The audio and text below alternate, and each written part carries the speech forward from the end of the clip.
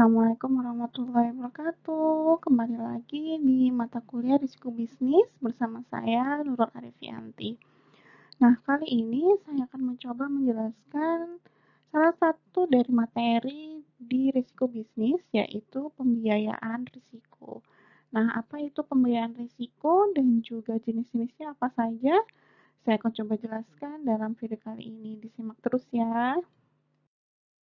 Nah, dari pengendalian risiko di sini terdapat dua metode yang bisa diterapkan, yaitu yang pertama secara fisik dan juga secara finansial.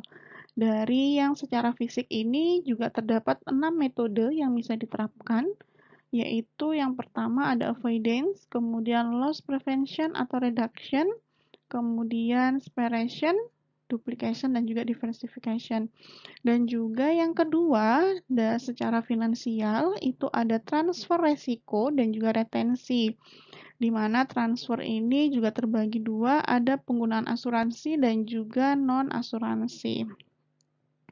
Nah, saya akan coba jelaskan satu persatu dari yang secara fisik. Kalau untuk yang secara fisik, yang pertama itu ada pengurangan risiko atau loss reduction, di mana ini meminimalkan risiko dari segala aktivitas di suatu perusahaan, baik itu di pabrik ataupun di pergudangan. Kemudian ada penghapusan risiko. Nah, kalau penghapusan risiko ini adalah menghapus total dari kemungkinan adanya risiko.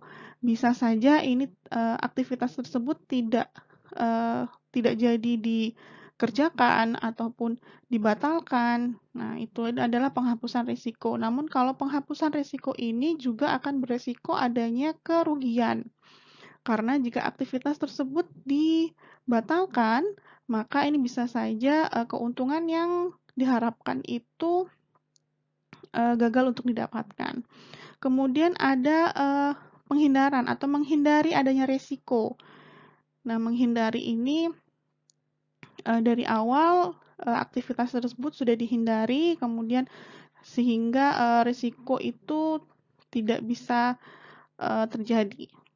Kemudian ada pencegahan. Pencegahan ini juga sama seperti menghindari dari risiko tadi, itu juga bisa jika aktivitas tersebut sudah dilakukan.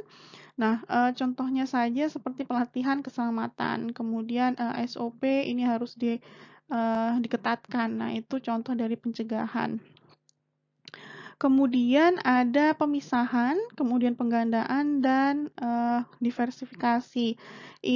Ketiga ini biasanya teknik yang tujuannya itu untuk memisahkan, kemudian menggandakan adanya aktivitas, kemudian menggandakan dari suatu aktivitas atau kegiatan dari suatu perusahaan, bisa saja dari lokasi, kemudian dari produk, itu juga bisa. Nah, jadi contohnya itu seperti pemisahan gedung atau pabrik.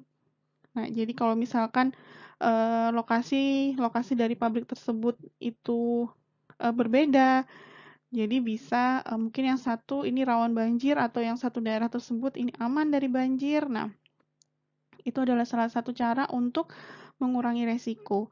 Kemudian kalau diversifikasi ini bisa ke arah produk, kemudian strategi pemasaran, strategi distribusi, itu bisa ke arah pengendalian resiko untuk yang diversifikasi.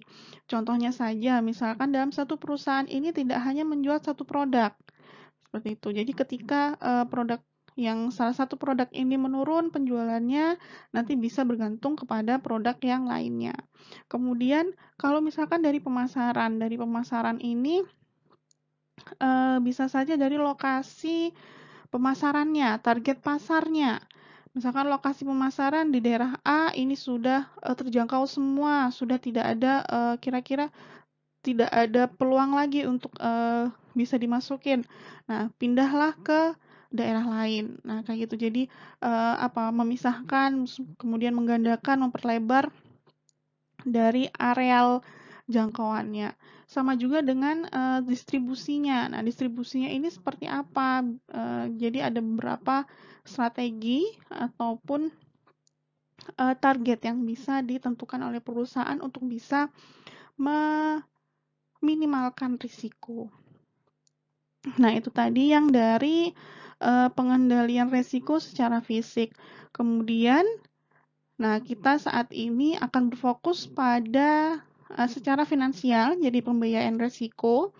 Jadi kalau misalkan secara finansial ini merupakan strategi pengendalian risiko dengan mengeluarkan atau menyisihkan anggaran. Jadi anggaran perusahaan ini disisihkan atau dikeluarkan untuk bisa mempertahankan stabilitas dari perusahaan, stabilitas ekonomi perusahaan dari adanya kejadian risiko. Jadi kalau misalkan perbedaannya tadi secara fisik itu mereka melakukan aktivitas yang berbeda atau ada strategi tindakan yang mana itu dilakukan untuk bisa meminimalkan resiko. Tapi kalau yang secara finansial, perusahaan ini harus bisa menyisihkan atau mengeluarkan keuangan mereka, anggaran mereka untuk bisa meminimalkan risiko.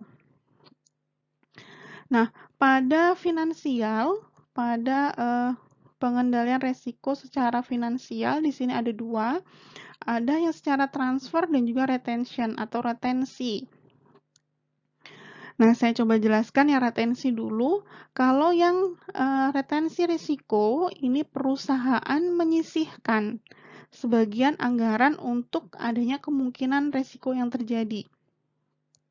Jadi, perusahaan ini sudah menyiapkan anggaran mereka untuk kemungkinan adanya risiko. Kayak gitu. Jadi, karena risiko ini memang bisa saja sudah diketahui dan juga bisa saja tidak diketahui sebelumnya, seperti itu kan. Jadi tetapi perusahaan ini sudah menyiapkan anggaran untuk itu, gitu. Nah, sekarang pertanyaannya mengapa perusahaan itu menerapkan retensi? Jadi kenapa kok nggak asuransi, kok nggak pakai perusahaan lain kayak gitu? Nah, jawabannya mungkin saja perusahaan ketiga atau pihak lain ataupun asuransi ini tidak bisa menerima risiko adanya aktivitas tersebut. Jadi kemungkinan perusahaan asuransi ini tidak bisa menerima karena kerugiannya terlalu besar. Jadi dampak dari kerugiannya itu terlalu besar. Kemudian yang kedua, biaya dari resikonya itu sangat tinggi. Jadi asuransi perusahaan ketiga atau pihak ketiga di sini tidak bisa menerima. Jadi bisa saja ini karena biaya risikonya yang sangat tinggi, akhirnya perusahaan asuransinya ini hanya bisa hanya bisa bekerja sama dalam tindakan pencegahan aja. Kayak gitu. Jadi kalau misalkan risiko terjadi, mereka tidak bisa mengklaim seperti itu, hanya pencegahannya saja.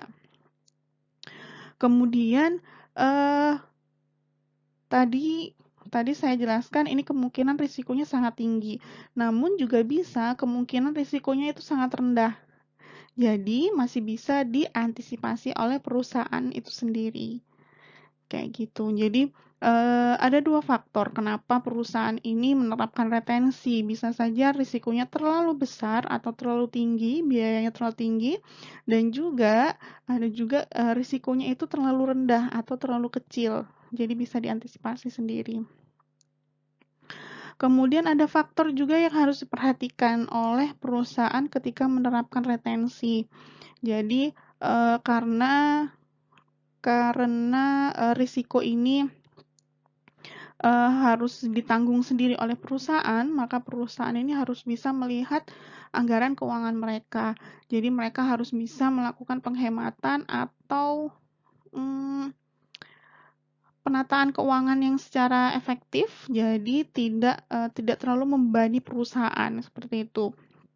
Dan juga mereka harus melihat juga biaya perpajakan mereka, kemudian biaya manajemen kerugian mereka yang mereka harus tanggung, dan juga mereka harus bisa melihat stabilitas ekonomi dari perusahaan itu sendiri. Jadi ketika ada suatu bencana datang yang mana itu bisa akhirnya menggoyahkan dari ekonomi perusahaan.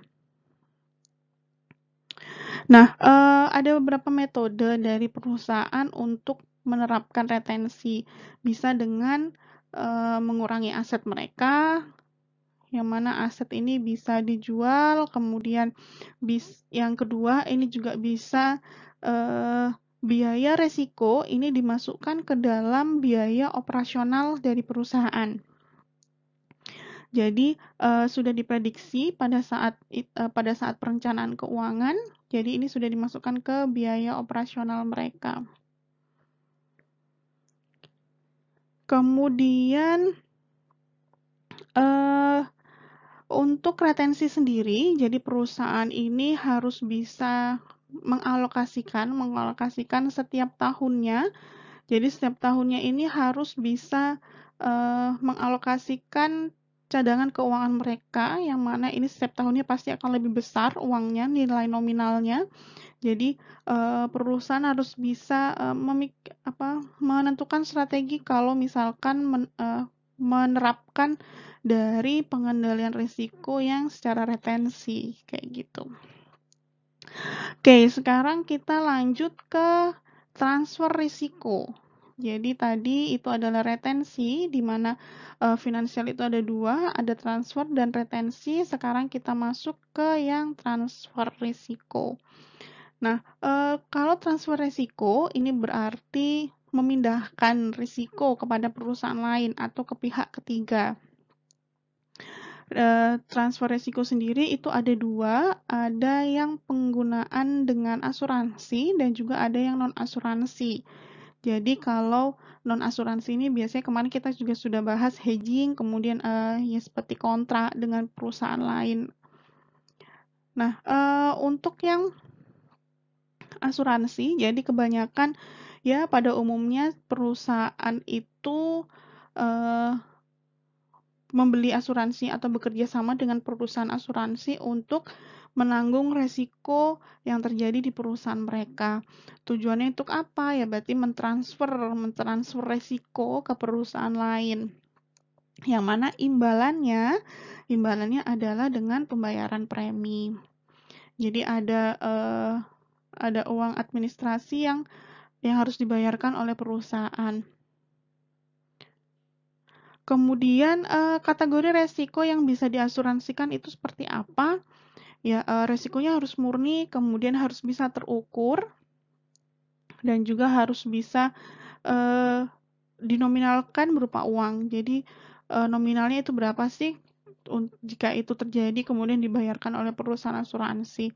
Kemudian ada waktu yang pasti dari penyebab dan juga lokasinya. Jadi penyebabnya ini juga harus tidak boleh disengaja, seperti itu. Nah, resiko yang bisa diasuransikan itu juga seperti apa? Yang pertama itu ada homogen. Yang pertama itu adalah serupa. Jadi aktivitas tersebut itu terjadi yang sama. Jadi misalkan kecelakaan, berarti ini asuransi kecelakaan aja. Kemudian asuransi properti, ini berarti asuransi properti. Jadi ada macam-macam memang. Kemudian independen dan juga tidak terlalu besar resikonya. Jadi tadi kan memang jika terlalu besar resikonya ini, perusahaan asuransi ini tidak bisa menerima. Kemudian untuk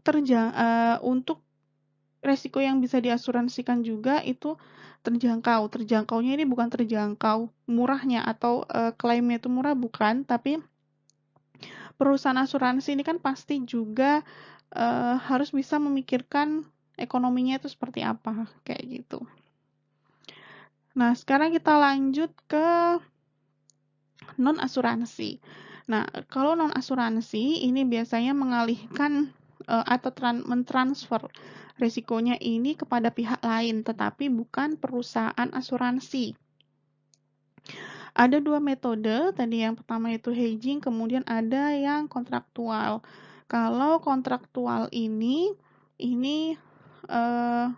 biasanya ke pihak ketiga, ada rekanan dengan kontrak yang relevan dengan aktivitasnya, kayak gitu. Jadi seperti perusahaan itu minta bantuan hukum kepada pihak tiga, jadi bisa Ya, perusahaan yang sesama bisa, perusahaan, firma juga bisa. Nah, itu kalau yang transfer kontraktual. Nah, untuk jenis-jenis dari asuransi sendiri, yang saya akan jelaskan pada saat setelah ini, yaitu ada banyak sekali asuransi bisnis yang bisa kita terapkan. Jadi, misalkan dari seperti properti, kemudian alat berat, kemudian konstruksi. Nah, itu bisa diterapkan untuk asuransi bisnis. Ini adalah beberapa syarat dari risiko yang bisa diasuransikan, seperti tadi yang sudah sempat saya jelaskan. Jadi ada beberapa kriteria agar risiko tersebut bisa diasuransikan. Yang pertama, itu adalah resiko kejadian tersebut merupakan kejadian murni tanpa ada kesengajaan. Jadi, risiko tersebut harus murni, dengan kata lain, tidak ada oknum yang terlibat secara sengaja untuk menciptakan kejadian tersebut. Kemudian, yang kedua, risiko tersebut itu bisa diukur. Jadi diukur dengan uang. Jadi ada nilainya, ada nominalnya berapa.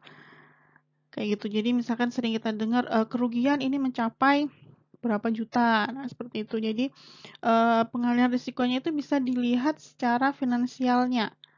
Jadi bukan emosionalnya. Jadi misalkan mentalnya terganggu, kemudian ya bisa jiwanya stres atau apa. Nah, itu tidak bisa ditanggung oleh perusahaan asuransi. Jadi harus berupa nominal uang. Kemudian bersifat sama, kemudian itu dalam jumlah besar, kemudian itu bisa dibuktikan. Jadi salah satu kriterianya itu bisa dibuktikan. Jadi pihak asuransi itu pasti menuntut bukti berupa kerugiannya itu berapa, itu harus ada buktinya. Jadi tidak hanya asal menyebutkan saya merugi sekian, seperti itu, tidak bisa.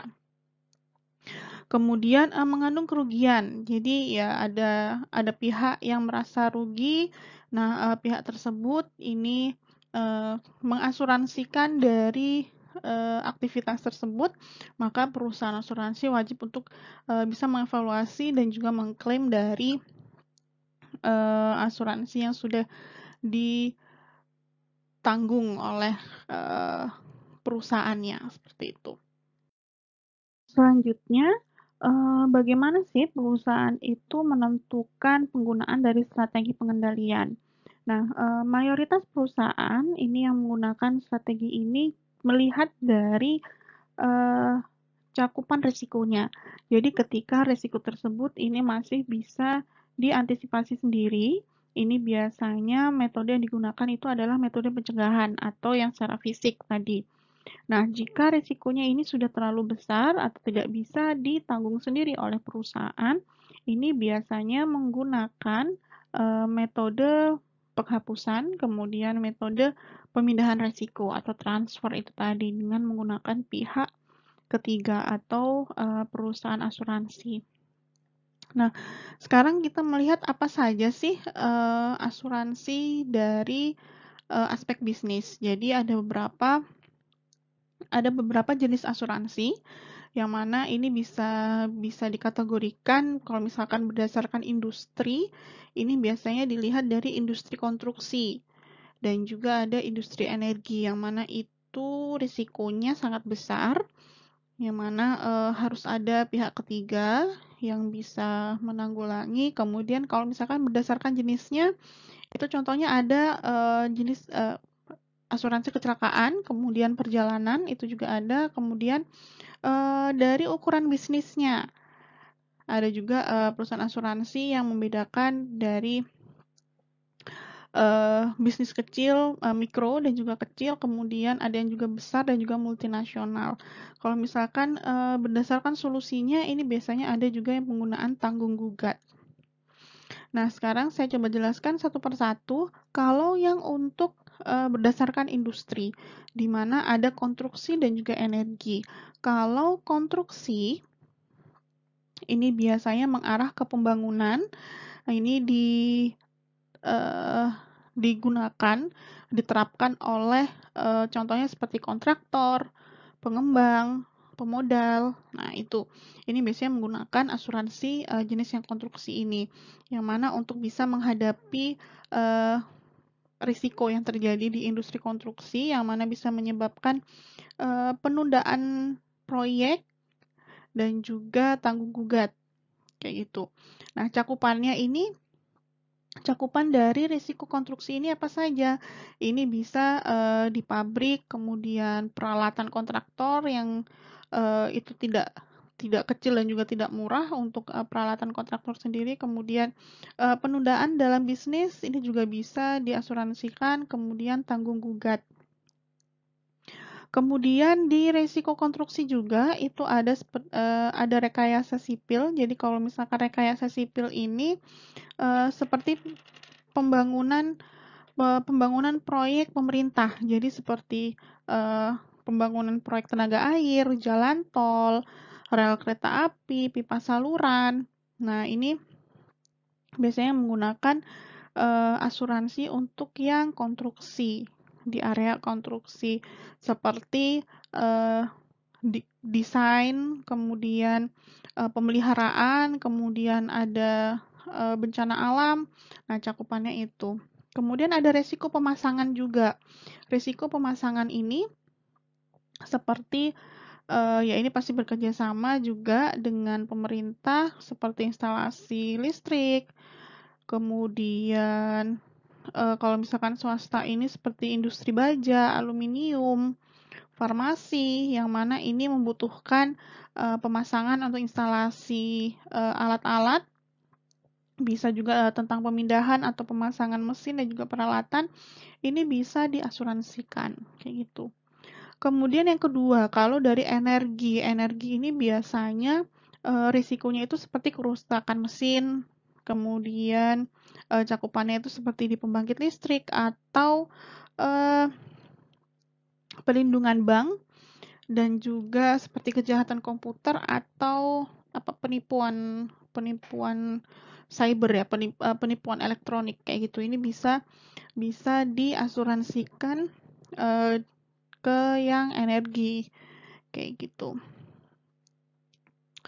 Kemudian kalau berdasarkan jenis ini contohnya seperti kecelakaan, dan juga yang kedua itu ada perjalanan. Kalau misalkan kecelakaan sendiri ini juga ada beberapa kelas untuk resikonya. Jadi ada kelas pekerjaannya. Jadi karena ini kecelakaan di tempat kerja, jadi ada 3 kelas resiko jenis pekerjaannya. Jadi contohnya aja ada risiko kelas 1 yang mana itu tingkat resikonya itu paling rendah, seperti manajer, karyawan kantoran, kemudian pengacara, yang itu memang tingkat resikonya itu paling rendah. Ada juga risiko kelas 2, di mana ini tingkat risikonya ini masih minimal, cuma lebih tinggi dari risiko yang kelas 1. Contohnya aja seperti karyawan pemasaran itu harus keliling, kemudian surveyor, kemudian karyawan yang harus bekerja di proyek, jadi di luar kantor ya, kayak gitu. Kemudian ada juga risiko kelas 3. Nah, risiko kelas 3 ini risiko yang paling tinggi, yang mana sebagian besar ini biasanya pekerja yang pekerja terampil atau punya kompetensi sendiri, yang mana ini biasanya menggunakan mesin kayak gitu. Jadi ada bahaya di pekerjaannya kayak gitu. Nah, contohnya aja seperti petugas di pabrik, kemudian yang harus itu mengawasi alat, kemudian yang harus bekerja dengan mesin, kemudian yang harus di lapangan. Nah, itu termasuk di resiko kelas 3 untuk yang kecelakaan diri. Kemudian ada juga perjalanan, yang mana perjalanan ini juga bisa menjadi salah satu yang bisa diasuransikan. Kemudian kalau berdasarkan jenisnya, berdasarkan ukuran bisnisnya. Kalau berdasarkan ukuran bisnisnya itu ada mikro, ada usaha kecil dan juga mikro, kemudian ada juga yang bisnis besar dan multinasional. Kemudian ada juga kalau misalkan berdasarkan solusi itu ada tanggung gugat, yang mana itu ganti rugi terhadap gugatan pihak ketiga. Jadi ada permasalahan dengan kontrak. Jadi pihak ketiga ini yang bisa memberikan ganti rugi kayak gitu. Nah, ini adalah berdasarkan industri, jenis, ukuran bisnis, dan solusi. Nah, kita tahu sendiri ada beberapa asuransi yang sudah sering kita dengar, seperti asuransi kesehatan, asuransi jiwa, yang mana ini bisa diterapkan di perusahaan. Ada juga asuransi kendaraan, kemudian asuransi properti. Jadi, jika perusahaan tersebut mempunyai aset yang harus dilindungi, kemudian itu sangat berisiko untuk hilang mungkin. Nah, ini juga bisa diasuransikan. Kemudian kargo ini biasanya untuk pengiriman. Nah, pengiriman ini bisa saja apa sih yang beresiko? Bisa saja seperti alat-alat mesin, pabrik, kemudian barang berharga, kemudian seperti seni rupa atau apa, yang mana itu harus bisa dilindungin. Kemudian ada juga fine art atau jewelry, jadi barang berharga. Jadi barang berharga seperti ya karya seni tadi yang sempat saya singgung. Jadi karya seni seperti lukisan ataupun barang berharga, emas, kemudian perhiasan. Ini juga termasuk di salah satu produk dari asuransi untuk bisnis. Nah, siapa yang menggunakan asuransi untuk fine art dan juga jewelry? Ini biasanya galeri seni, museum, yang mana itu ada benda apa ya? Benda purbakala atau yang itu sangat bernilai sekali ya, itu harus ada pelindungannya. Kemudian seperti mobil klasik, kemudian ya kolektor dan juga lembaga keuangan itu juga bisa menerapkan asuransi untuk yang fine art ini. Kemudian untuk yang resiko kembali lagi untuk resiko properti. Untuk properti ini apa sih? Apa saja yang bisa terapkan pada risiko properti ini. Jadi seperti bangunan, kemudian apartemen, kemudian rumah, kemudian aset tanah, kemudian infrastruktur, rumah sakit, hotel, kemudian pusat perbelanjaan atau pusat perkantoran, itu juga termasuk dari risiko properti. Nah, kayak gitu. Jadi ada banyak sekali polis atau produk dari asuransi yang mana itu bisa membantu perusahaan atau usaha bisnis ini untuk bisa mengembangkan usahanya kayak gitu. Jadi bisa meminimalkan risikonya. Nah, ini adalah beberapa contoh dari perusahaan asuransi. Jadi yang kita tahu sendiri ada perusahaan asuransi dari pemerintahan, yaitu seperti BPJS Kesehatan dan juga ketenaga kerjaan. Kemudian ada Adira, kemudian pasti kalian juga sudah sering dengar. Kemudian ada Sihab, kemudian ada Aksa. Jadi ini adalah beberapa contoh dari perusahaan asuransi yang mana ini tidak hanya asuransi personal saja atau pribadi, tapi juga mencakup dari asuransi untuk bisnis kayak gitu. Ini ini adalah contoh studi kasus tentang asuransi kerangka kapal perikanan. Nah, kalian tahu sendiri bahwa kegiatan operasional dari kapal perikanan ini pasti memiliki resiko kecelakaan yang sangat tinggi, sehingga sangat memungkinkan untuk pemilik kapal itu mengalami kerugian. Dan juga selama kegiatan operasional pada kapal perikanan ini mengharuskan pemilik kapal ini harus bisa menjamin bahwa kondisinya itu cukup stabil dan juga layak untuk melaut. Di mana kapal yang berlayar ini harus bisa terjamin keselamatan dan juga keamanannya selama kapal itu berlayar. Nah, ada beberapa risiko yang bisa saja terjadi ketika kapal itu berlayar, seperti kecelakaan atau kapal terbalik atau terbakar, bahkan itu bisa sampai tenggelam. Nah, karena hal ini pemerintah akhirnya memberikan kebijakan kepada pemilik kapal bahwa pemilik kapal ini mewajibkan untuk mengasuransikan kerangka kapal perikanan.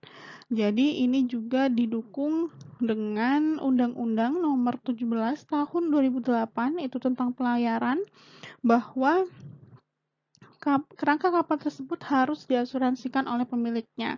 Jika pemilik kapal tersebut tidak mengasuransikan, maka ada sanksinya. Jadi seperti peringatan, kemudian izinnya itu dibekukan, kemudian sampai ke pencabutan izin usaha.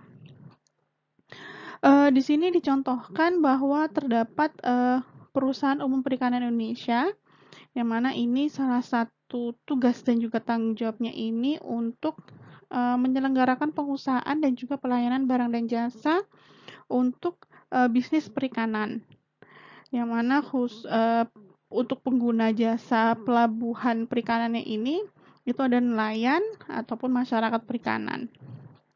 Nah, untuk pengusahaan dan pelayanan Perum Perindo ini berada di 6 pelabuhan perikanan di Indonesia, yaitu di Samudra Nizam, itu di Jakarta, kemudian ada pelabuhan Samudra itu di Belawan, kemudian ada pelabuhan Nusantara itu di Pekalongan, dan pelabuhan di Brondong, kemudian di Semangkat, dan juga di Perigi. Nah, di Perum Perumda ini mereka setelah mengasuransikan beberapa kapal yang mereka punya untuk bisa menjamin dari keselamatan dan juga keamanan dari kapal dan juga beserta awak dan juga penumpangnya, seperti itu. Oke, jadi dalam manajemen resiko, pengambilan keputusan itu tidak hanya bertindak untuk bisa menghilangkan resikonya, namun juga bagaimana melindungi perusahaan dari risiko yang terjadi dengan seefektif mungkin dan seefisien mungkin. Jadi, keputusan manajemen resiko itu harus bisa mengarah pada tindakan untuk mengurangi atau memitigasi risiko, yang mana itu harus bisa juga dipastikan keuntungan ekonomisnya bagi perusahaan, yang juga artinya biaya tindakan dari manajemen risiko ini tidak boleh melebihi dari anggaran atau operasional yang sudah ditetapkan oleh perusahaan. Dan total biaya tindakan manajemen resiko itu harus bisa dinilai dan juga dipilih sehubungan dengan waktu operasi, kemudian sumber daya manusianya juga, yang mana itu harus didedikasikan untuk penilaian resiko. Gitu. Jadi memahami biaya pengendalian resiko, kemudian biaya pembiayaan resiko, dan juga biaya kerugiannya, baik itu langsung ataupun tidak langsung, itu harus bisa difikirkan oleh perusahaan dengan strateginya untuk bisa menjaga stabilitas ekonomi dan juga pastinya untuk memastikan adanya keuntungan ekonomi untuk perusahaannya. Nah, sekian dari saya materi dari pembiayaan resiko. Terima kasih, semoga bermanfaat. Wassalamualaikum warahmatullahi wabarakatuh.